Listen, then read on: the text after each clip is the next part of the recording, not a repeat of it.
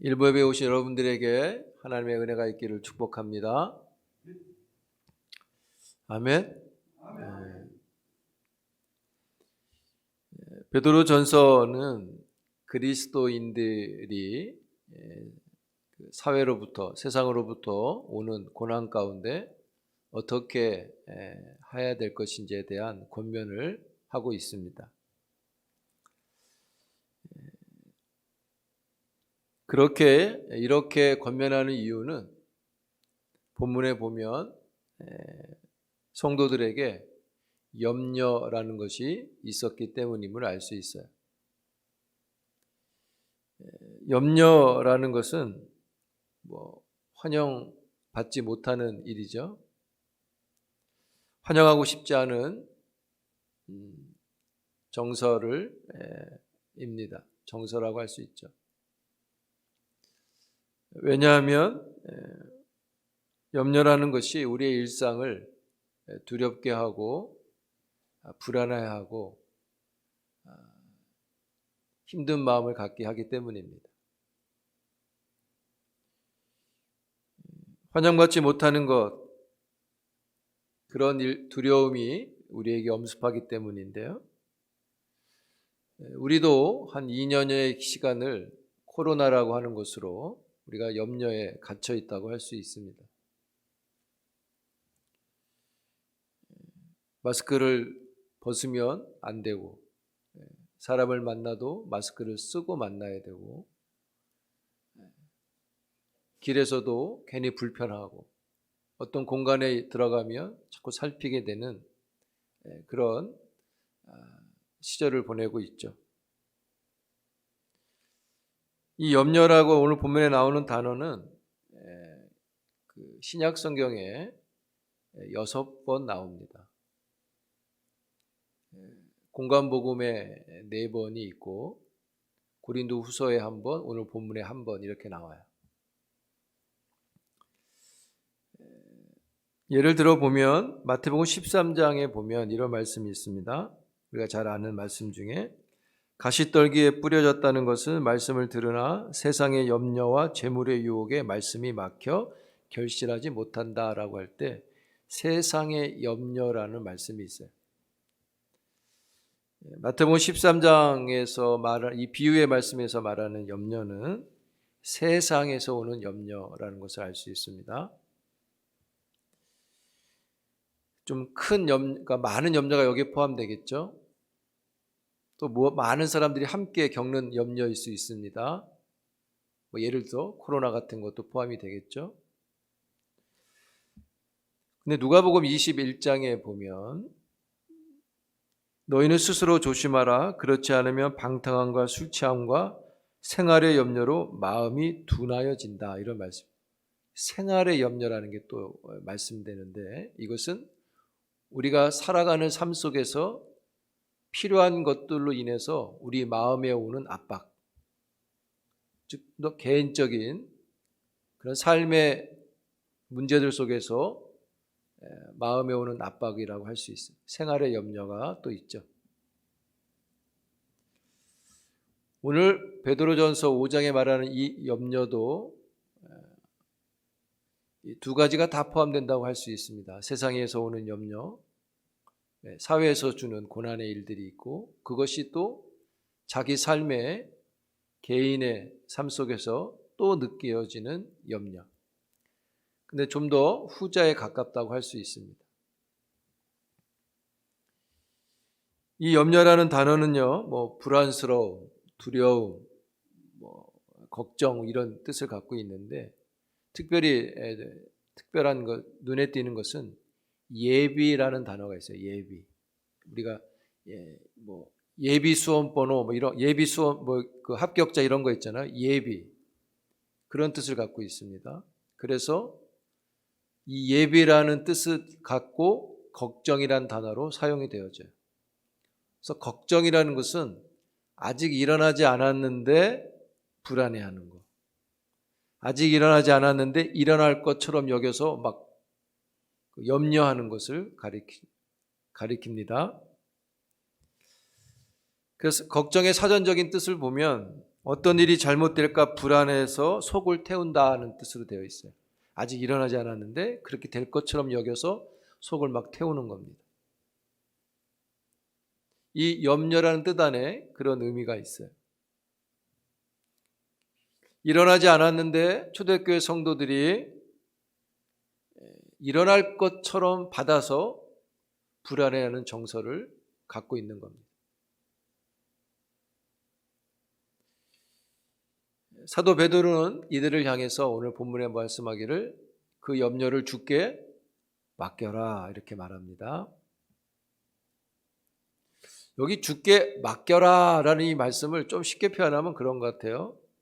믿고 맡겨라 이런 뜻이라고 보시면 됩니다. 믿고 맡겨라. 여러분, 믿고 맡긴다는 것은 어떤 거라고 생각하면 좋을까요? 이렇게 설명을 해보겠습니다. 시집간 딸이 직장 생활 중에 출산을 했습니다. 손주를 낳았어요. 출산의 휴가를 마치고 직장에 다시 복귀해야 될 때 태어난 아기를 믿고 맡길 만한 곳이나 믿고 맡길 만한 분을 찾기가 참 어렵죠. 그래서 어떻게 합니까? 친정어머니 아니면 시어머니가 맞는 경우가 많죠. 왜 시어머니나 친정어머니한테 맡길까요? 가장 믿고 맡길 수 있기 때문인 거죠. 주께 맡겨라 라는 뜻이 이런 의미가 있다고 보시면 돼요. 우리 어머니 좀 불안한데, 나보다 못하는데 이렇게 생각하면 못 맡길 거 아닙니까? 애기 안다가 놓치는 거 아니야? 막 이런 생각하면 어떻게 맡기겠어요? 근데 맡기죠. 이 세상에서 가장 믿을 만한 분이기 때문인 거예요. 염려를 주께 맡겨라가 그런 뜻입니다. 믿고 맡길 수 있는 것은 어머니가 자신도 길러봤고 경험도 있고 또 손주를 꼬집을 일이 없잖아요. 그렇죠? 안 먹는다고 때릴 일도 없고 어떻게든 더 먹이려고 하는 것을 알기 때문에 맡기는 겁니다. 그래서 믿고 맡길 때 가장 필요하다고 할 수 있는 것은 말 그대로 믿음인 거예요. 신뢰.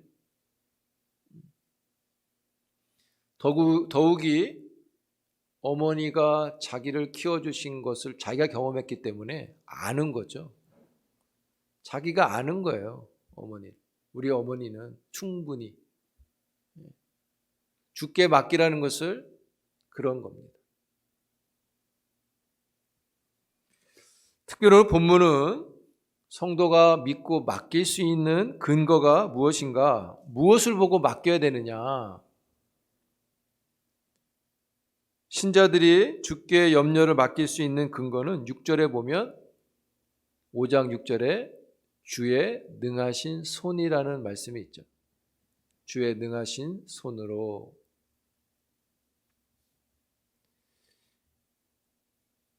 주의 능하신 손이 돌봐주실 것을 알고 맡기는 겁니다. 분명히 그렇게 해주실 것을 알고 맡기는 겁니다. 그걸 6절에서는 뭐라 그랬냐면 겸손이라고 말합니다. 겸손한 신앙이 그런 겁니다. 이 능하다라는 이 단어는 아주 강력한 이런 뜻이 있어요. 강력한. 능력으로 꽉 찬 것을 가리킵니다. 구약 성경에서 이 능하신 단어가 사용될 때는 하나님께 이 단어가 사용될 때는 손이란 단어와 함께 사용이 되는데 보통 능하신 손, 구약에서는 강하신 손으로 많이 나와요. 강한 손. 출애굽기 6장 1절에 보면 여호와께서 모세에게 이르시되 이제 내가 바로에게 하는 일을 내가 보리라. 강한 손으로 말미암아 바로가 그들을 보내리라. 강한 손으로 말미암아 바로가 그들을 그의 땅에서 쫓아내리라. 강한 손으로 이렇게 말해요. 구약에서는 강한 손이라는 표현을 씁니다. 이스라엘이 애굽에서 탈출한 것이 하나님의 강한 손 때문에 됐다, 이렇게 말하는 거예요. 이 손은 하나님의 권능을 가리킵니다. 이 능하신 손으로 이스라엘 백성들을 돌보아 주셨던 거죠. 이 손은요, 누구도 피할 수도 없고요, 피하지도 못하는 강한 손입니다. 할렐루야. 구약시대에 이 손이 작동이 돼서 이스라엘 백성들을 하나님이 돌보아 주신 겁니다. 바로 구약의 이 강한 손이 신약에서는 능하신 손이라고 나오는 겁니다. 사도행전 11장 21절에 보면 주의 손이 그들과 함께 하심에 수많은 사람들이 믿고 주께 돌아온다, 이런 말씀이 있어요. 이 손에 대해서 신약 성경도 많은 곳에서 이야기하는데, 이 하나님의 손, 주의 손은 구원하는 손이라는 것을 알 수 있어요. 신약에서 나타나는 주의 손은 구원을 베푸는 손입니다. 할렐루야. 여러분들에게 주의 구원하는 손이 있음을 기억할 수 있기를 축복합니다. 우리가 힘들고 어려울 때 나를 구원하는 손이 있다는 것을 기억하시기 바랍니다.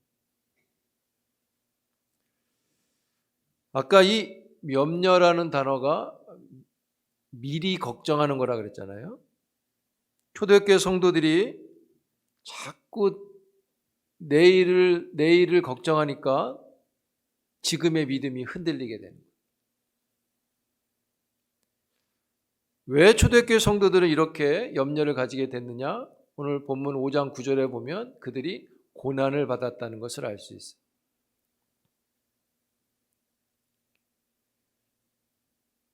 그래서 여러분, 어떤 어려움이 오면 내일에 대한 마음이 자꾸 약해지죠.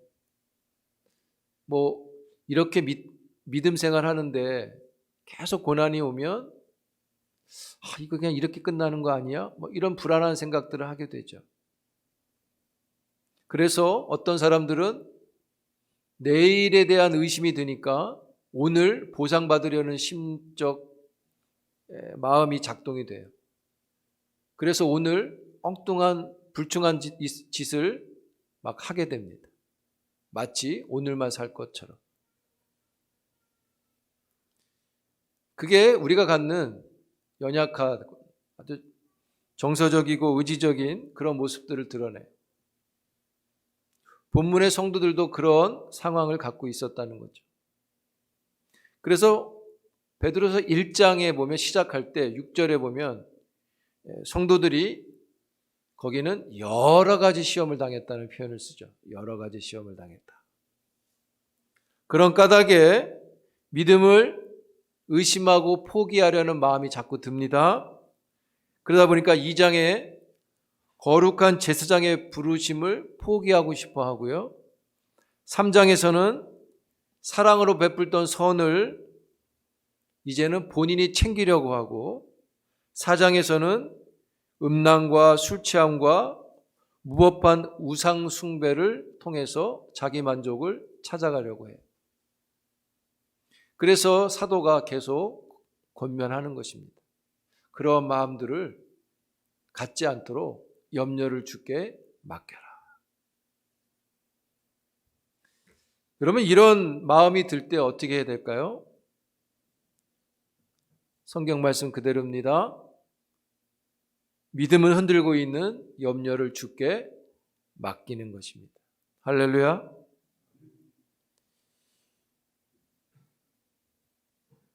아까 염려를 맡긴다는 게 주를 믿고 맡긴다는 것이다 라고 말씀을 드렸는데요. 주를 믿고 맡긴다는 것은 우리가 살아가면서 어떻게 나타날까? 성경 한 곳을 좀 보고 생각해 보면 좋을 것 같아요. 사무엘상 16장으로 갑니다. 구약성경 434쪽 사무엘상 16장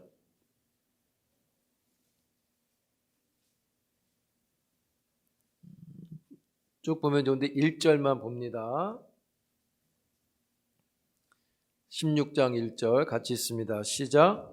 여호와께서 사무엘에게 이르시되 내가 이미 사울을 버려 이스라엘 왕이 되지 못하게 하였거늘 내가 그를 위하여 언제까지 슬퍼하겠느냐. 너는 뿔에 기름을 채워 가지고 가라. 내가 너를 베들레헴 사람 이새에게로 보내리니 이는 내가 그의 아들 중에서 한 왕을 보았느니라 하신지라.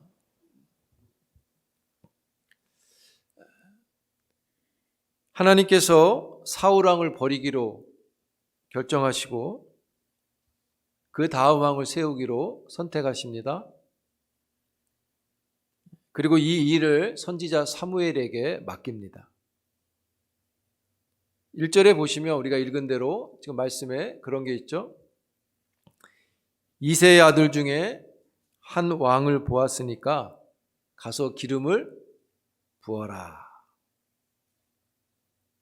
그런데 참 애매하게 말씀하십니다. 한 명을 콕 집어주시면 좋은데 아들 중에 이렇게 말한다는 거죠.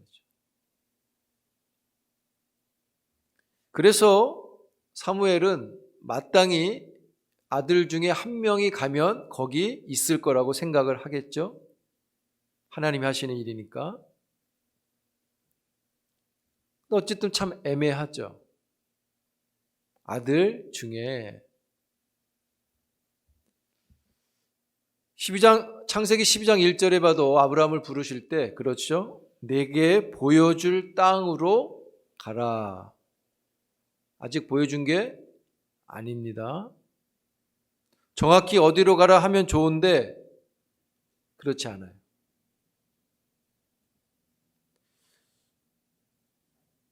여러분, 우리 뭔가 주문할 때 애매하게 말하면 듣는 사람이 결정하기 어렵죠. 식당에 가서 무엇을 먹겠냐 물을 때 아무거나요. 참 애매한 말이죠. 우리는 그게 이제 어떤 그냥 예의로 여겨지지만 참 애매한 표현인 거예요. 서양 사람들은 좀 더 정확하죠. 네 거, 내 거가. 사무엘은, 그러니까 하나님은 선지자 사무엘에게 중요한 일을 시키면서 좀 애매하게 말씀하시고 가라고 합니다. 사무엘은 이새의 아들이 몇 명인지 모르고 갑니다. 사무엘상 16장 6절에 보면 이새의 첫째 아들 엘리압에게 기름을 붓고자 하죠. 그런데 하나님이 거절합니다. 엘리압에게 기름을 붓지 못해요. 큰일 날 뻔했습니다. 기름을 부었다면 말입니다. 둘째 아비나답도 아니었습니다. 셋째 삼마도 아니었어요. 7명의 아들이 사무엘 앞을 지나갔는데 하나님이 다 거절하셨어요. 거기에 아무도 없습니다. 더 이상 없습니다. 그곳에 없었어요. 무척 당황스러운 일이죠. 어찌 보면 짜증이 있을 만도 합니다. 왜냐하면 사무엘 하면 시대의 대선지자 아닙니까? 그런 선지자가 7번 틀리는 모양인 거죠. 면이 안 서잖아요. 그러나 사무엘은 불평하지 않고 짜증내지 않고 끝까지 순종합니다. 사무엘이 이렇게까지 하는 것은요, 하나님께서 이 일을 돌보시고 주장하실 것을 믿는 순종인 겁니다. 사무엘은 거기에 또 아들이 있다면 모를까, 거기에 없는 8번째 아들을 찾죠. 8번째 아들이 있다는 사실을 알고 그를 데려오라 그럽니다. 그리고 그 8번째 마지막 아들인 다윗에게 기름을 붓게 됩니다.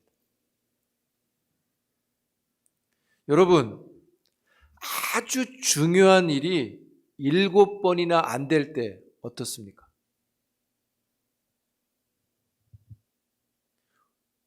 복권 7번 안 되는 게 아닙니다. 하나님의 뜻을 따라 왕을 세우는, 기름을 붓는 일이에요. 그것도 하나님의 일을 대신하는 대선지자가 7번을 뭐라 그럴까요? 실패하는 일이 생긴다는 거예요. 틀리는 모양이 나오는 거예요. 여러분 7번까지 갈 때 염려는 7배 커지는 거예요. 그러나 사무엘은 8번까지 갔고 하나님은 8번째 거기 계셨습니다. 여러분 이게 맡김이라는 거라고 생각하시면 돼요. 이게 주를 믿고 맡기는 모습이 이런 거다. 그러면 왜 하나님은 이런 식으로 돌보실까요? 그것은 하나님을 믿는지를 보시는 겁니다. 즉 나를 믿느냐. 여러분 믿음은 믿는지에 대한 과정이 필요한 겁니다. 사랑하는 성도 여러분, 주님이 여러분들을 돌보시는 것을 8번까지 믿고 나아갈 수 있기를 축복합니다. 주를 믿으면 2번째도 하고 3번째도 하고 또 믿어서 다시 살아내는 겁니다. 이게 염려를 맡기는 것이고 염려를 이기는 것이고 오늘 본문은 그것을 겸손이라고 말해요.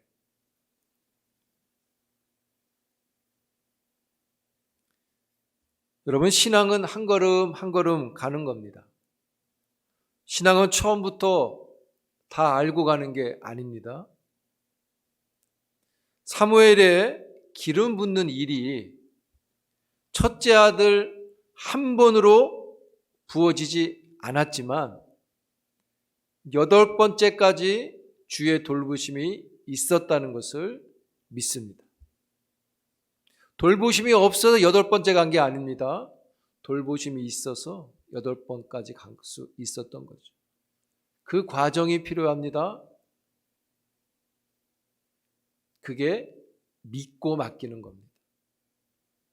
거기까지 믿는지.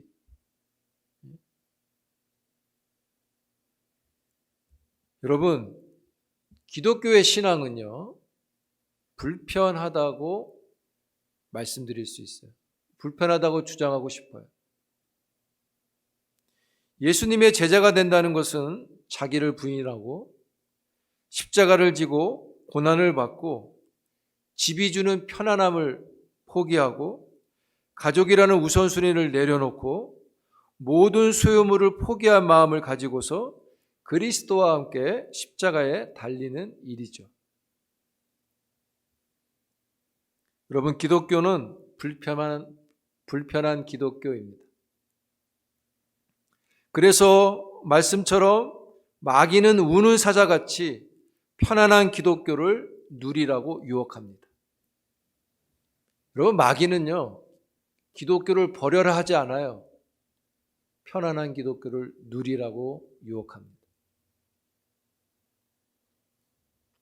그래서 예전에만 말씀드렸죠. 마귀가 어떠한 지역을 완전히 장악하고 다스리면 어떤 일이 일어나는가? 그 안에 사람들이 즐거워하고 기뻐하고 편안해하고 만족을 누린답니다. 싸움이 없답니다. 너무 행복하고 좋답니다. 다만 그 편안함 속에 그리스도가 없다고 말합니다. 여러분, 편안한 기독교가 있는 교회가 건강한 교회라고 마귀는 속여요. 편안한 기독교의 함정에, 편안한 기독교 그 함정에 빠지지 않도록 깨어 있기를 바랍니다. 코로나의 염려 앞에서 편안한 기독교가 아니라 불편한 기독교를 온전히 이루어 가길 바랍니다. 거기에 주의 돌보심이 있어요. 편안함에는 돌보심이 필요 없는 거 아닙니까? 여러분, 편안한 기독교에는 선지자의 마음이 없습니다. 편안한 기독교에는 선교에 대한 절박함도 없습니다.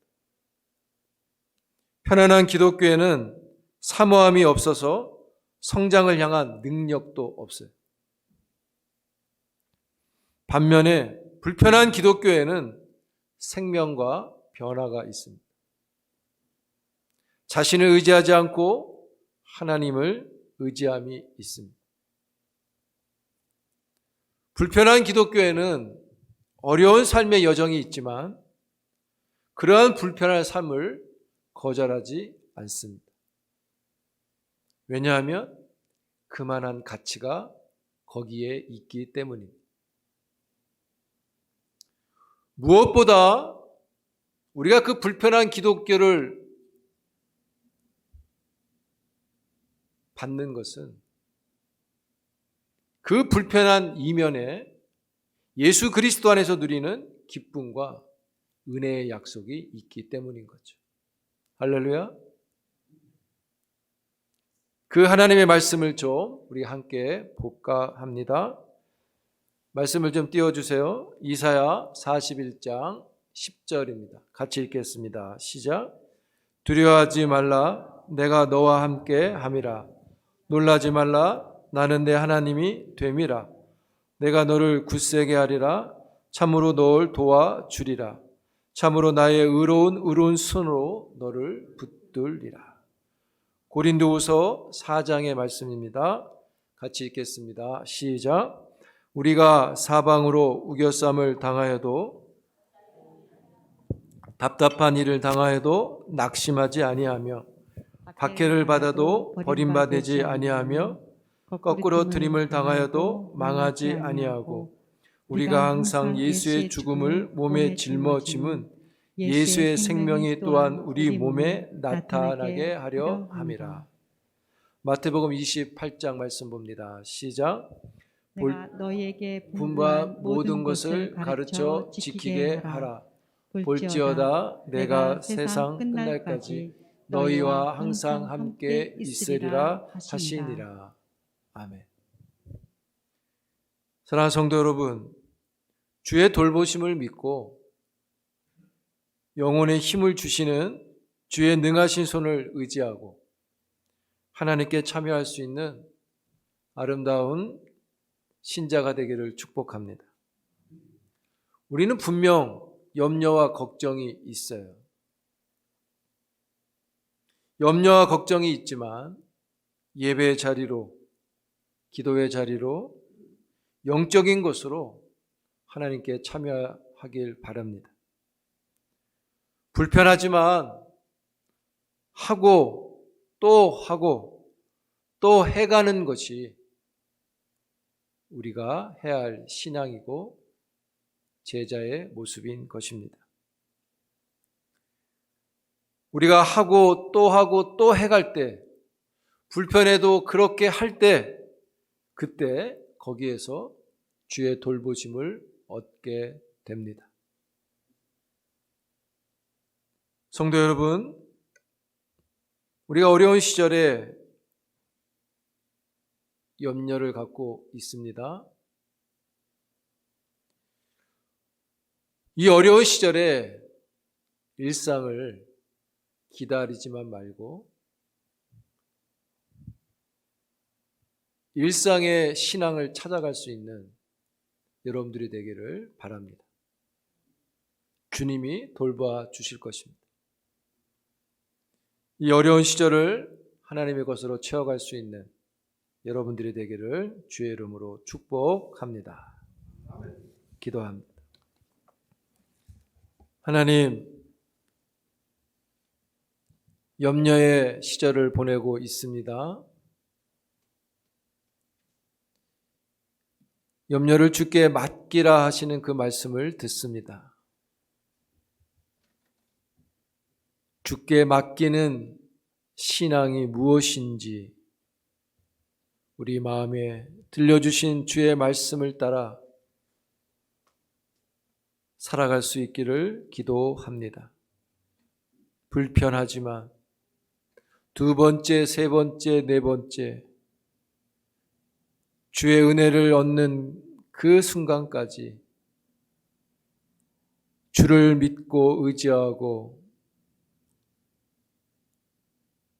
우리의 신앙을 이루어가는 하나님의 사람들이 되도록 축복하옵소서. 염려에 갇혀 있지만 주님이 주신 시간을 하나님께 참여하는 자로 채워갈 수 있도록 축복하옵소서. 예수님의 이름으로 기도합니다. 아멘.